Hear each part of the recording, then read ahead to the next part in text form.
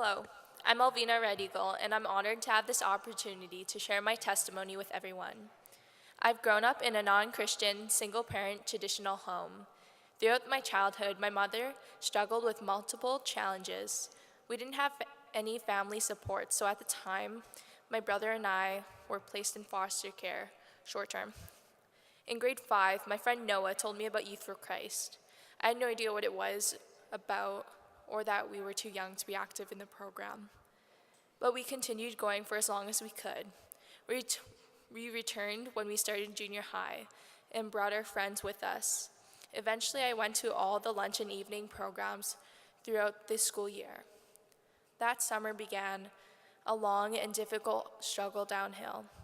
That's when I learned my mother was doing drugs. I didn't want to be home, so I spent all my time at my friend's house. I began to change myself. I was depressed, and I followed everyone else's lead. I too began experimenting with drugs. At my lowest point, Youth for Christ was the only safe place that I could be myself. I became a Christian during my second year, being at Camp Cedarwood as a camper. But when I went home, I still didn't know how to cope with the negative influences, which drew me away from Christ. I looked forward to returning to camp. In that third year, I renewed my relationship with Christ. I volunteered at YFC Selker for the remainder of the summer and continued into the school year. Adrian Funk, program coordinator at the time, saw my musical gifts and taught me to play bass guitar. I joined the worship band and even found my own church. Initially, my mom was hesitant to fully support my relationship with Christ.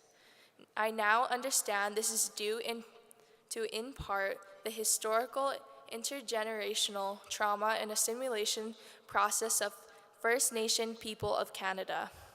Ryan Galashan, director of YFC Selkirk, offered me a summer position, and my work continued through the entire grade 11 school year. He and my mom began discussing how they could work together on Indigenous initiatives and reconciliation. With returning of the summer, I felt called to camp ministry and was happy to spend 10 weeks working at Camp Cedarwood. Serving at Camp Cedarwood was a complete life-changing experience. Throughout the summer, God grew my heart for serving in ministry. I'm hoping to pursue that by doing missions for a year, then continuing my education in Bible college. In the meantime, I know I have a purpose in YFC, whether it's through Camp Cedarwood or YFC Selkirk.